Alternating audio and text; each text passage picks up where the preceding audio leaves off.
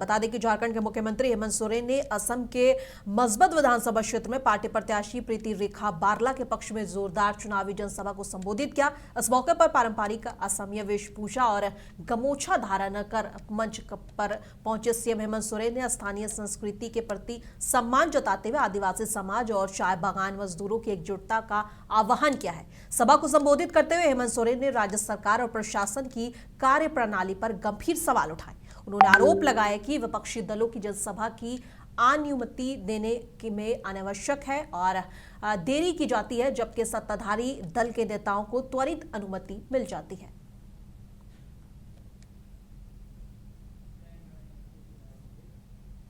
रानीश्वर प्रखंड के पाथरा में मंगलवार को ई क्लिनिक का उद्घाटन किया गया। सामुदायिक स्वास्थ्य केंद्र की प्रभारी डॉक्टर नदियानंद मंडल ने फीता काट कर इस सुविधा की शुरुआत की है। अब क्षेत्र के मरीज ऑनलाइन माध्यम से बड़े शहरों जैसे कि बैंगलोर, मुंबई और पुणे के विशेषज्ञ डॉक्टर से परामर्श कर और इलाज ले सकेंगे। और बताते चले कि ई क्लिनिक से मरीजों को कम खर्च में जांच और उपचार की सुविधा मिलेगी और उन्हें दूर शहरों में जाने की जरूरत नहीं पड़ेगी। इस अवसर पर बीटीटी आरिफ रशीद, राम सिंह और अन्य लोग उपस्थित रहे।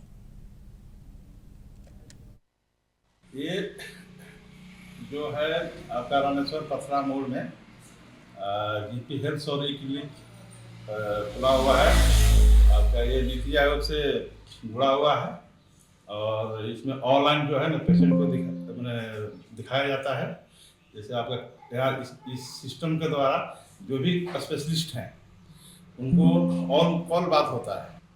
जैसे इसमें है कार्डियोलॉजिस्ट, नेफ्रोलॉजिस्ट, न्यूरोलॉजिस्ट, डायबिटोलॉजिस्ट, बहुत तरह के डॉक्टर हैं इसमें डॉक्टर जो भी है पुणे का, मुंबई का, बेंगलोर का, बहुत बड़े बड़े महानगर के डॉक्टर हैं इसमें। उन्हीं से यहाँ पर बात किया जाता है, करवाया जाता है पेशेंट। क्या डेली खुलेगा या सब? नहीं, पर डे ही खुलेगा। संडे को लगभग कुछ डॉक्टर नहीं मिलते हैं, लेकिन सप्ताह में 6 दिन आपका क्लिनिक खुला रहेगा। चार्ज लगता है इसमें? इसमें कुछ चार्ज है। पेशेंट जो डॉक्टर का फीस है वही उसमें जो है सिस्टम में लिखा हुआ रहता है कि इस डॉक्टर का कितना फीस है, उस हिसाब से पेमेंट करना रहता है। क्या क्या जांच होता है इसमें? अभी तो जांच में अभी आपका सिस्टम के द्वारा आपका ब्लड प्रेशर होता है, ऑक्सीजन लेवल होता है, आपका टेम्परेचर होता है और आने वाले समय में ईसीजी भी होगा। धनबाद के सोनारडी इलाके में एक दर्दनाक हादसा सामने आया है, जहां टांडाबाड़ी बस्ती में अचानक घर धंस गया। इस घटना में एक ही परिवार के 3 लोग मलबे में दब गए और बताते चले कि देखने वाले के मुताबिक जोरदार धमाके के बाद यह हादसा हुआ, जिससे आसपास के घर भी हिल गए। ग्रामीणों का आरोप है कि अवैध कोयला खनन की वजह से यह घटना हुई है।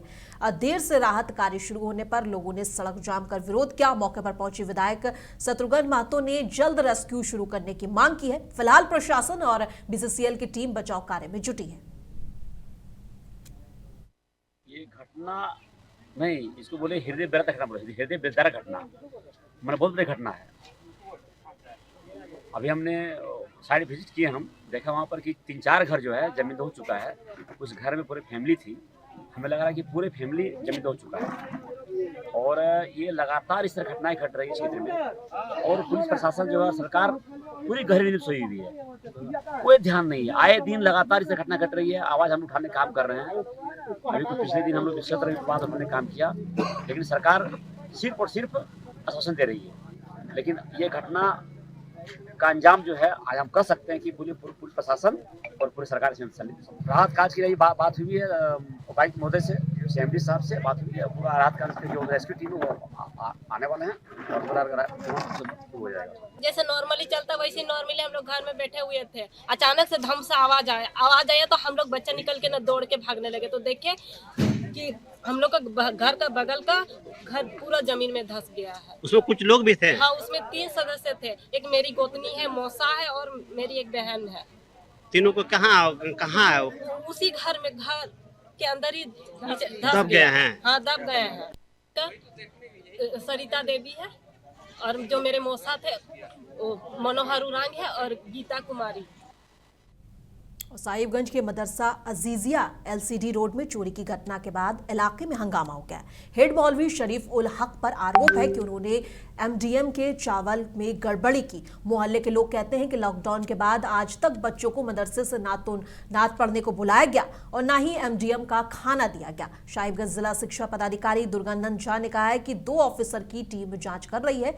अगर हेड मौलवी का गुना साबित हुआ तो एमडीएम का चावल उनकी तनख्वाह से रिकवर किया जाएगा। चोरी की गई इन्वर्टर और बैटरी समेत सामान अब बरामद कर लिया गया है। एक भी बच्चा नहीं है और इनसे पूछा जाए खुद हाफिज साहब से कि वो 30 बच्चे को जो खाना खिलाए हैं, 5 बच्चे को भी यहाँ पर ला के प्रेजेंट कर दिया और उनको पहचान जाए कि ये 5 बच्चे यहाँ खाना खा के गए हैं। 30 तो वो खुद बोल रहे हैं, ये सरासर झूठ है। सामने आता चावल क्या करते हैं ये? चावल ये अपने घर ले जाते हैं हर महीना। ये बताइए भाई साहब, क्या मतलब लोगों के द्वारा हमेशा बोला गया, नॉक किया गया है, मौलवी के द्वारा यह मदरसा के द्वारा कार्यालय को प्राप्त नहीं हुआ है, लेकिन खैर आपके माध्यम से अगर ये पता चला है तो ये सही मानते हैं। हम इसको वो लिख करके दें या ना दें, हम इस पर जांच कराते हैं। और जहाँ तक बात है कि मदरसा की स्थिति क्या है, वो पहले भी हम गए हुए थे एक बार और कुछ बच्चों को जमा करके वो पढ़ा रहे थे, 18 बच्चों का उस समय में। इसी शर्त पर उनका वेतन भी हमने प्रारंभ किया और मौका दिया था कि आप बच्चे को पढ़ाइए और एमडीएम चलाइए। लेकिन जो विवाद आ रहा है सामने कि वो लोग समय पर नहीं खोलते हैं, हम जांच करवा लेते हैं और जांच में सही पाने के बाद सख्त कार्रवाई करेंगे। जैसे हम लोग मदरसा खोले तो देखे कि मेरा इन्वर्टर 5 कुर्सी और 2 बेड का वो गायब हो गया। तो उसके बाद हमने थाना को सूचना दी कि भाई ऐसे ऐसे मामला है। कौन थाने की सूचना दी? अपना जो टाउन थाना, टाउन थाना में दी। तो फिर पुलिस आई थी? पुलिस तो 28 तारीख को जो दिए, समझे नहीं, फिर 29 तारीख को भी गए, जो हमको रिसीविंग नहीं मिला। तो फिर हम लोग गए थे तो हम लोग सर हमको रिसीविंग तो दे दीजिए, हमारा कमेटी का मामला है, समाज का मामला है। तो वो रिसीविंग दे दिए, लेकिन पुलिस अभी तक नहीं आई। सामान बरामद हुआ? हाँ, सामान आज के 1 तारीख को सुबह जैसे हम लोग फिर मदरसा खोले मामूल के मुताबिक जो आते हैं, तो मदरसा खोले तो देखे कि यहाँ बिखरा हुआ बरामदा में सामान था। तो जैसे था तो हम सामान वामान छोड़ छाड़ करके हम सोचे कि क्या करें। तो फिर हमें यह आया कि भाई इसके लिए सूचना देना होगा। विधानसभा चुनाव से पहले सियासी हलचल तेज हो गई है। इसी कड़ी में 66 नंबर बारसोला सीट पर झारखंड मुक्ति मोर्चा यानी कि जेएमएम ने पहली बार दमदार एंट्री किया है। पार्टी ने 18 सीटों पर उम्मीदवार उतारकर बीजेपी और विपक्ष को सीधी चुनौती दी है। बारसोला में उम्मीदवार अब्दुल मजान के समर्थन में झारखंड के मंत्री हफीजुल हसन अंसारी ने जनसभा को संबोधित किया। उन्होंने विकास और समावेशी राजनीति की बात करते हुए बीजेपी पर विभाजनकारी राजनीति का आरोप लगाया। जेएमएम ने चाय बागान, मजदूरों और अल्पसंख्यकों के मुद्दों को प्राथमिकता देने की बात कही है। देखिए, यहाँ के लोगों को जब यहाँ से उम्मीद खत्म हो गया, यहाँ की सरकार से, बीजेपी के सरकार से और पीछे कांग्रेस की भी सरकार थी, तो उन्होंने माननीय हेमंत सोरेन जी के पास वो गए, अपना दुख दर्द सुनाए कि मेरे यहाँ आप आइए, आप आदिवासी के सबसे बड़े नेता हैं, आप झारखंड को बहुत अच्छी तरह से चला रहे हैं, झारखंड में क्या पूरे देश में इनका नाम हो रहा। तो और मेरे ही लोग यहाँ आके बसे हुए हैं। उस वक्त जो चाय बागान में लोग आए तो यहीं बसे, तो उसको उस हिसाब से हक नहीं मिला। वही हक दिलाने के लिए ही हम लोग यहाँ आए। कितना सीट में आपको चुनाव? हम लोग तो अभी 18 सीट में लड़ रहे हैं और फिर जे भारत पार्टी से हम लोग का गठबंधन है, वो भी 6-7 सीटों से लड़ रही है।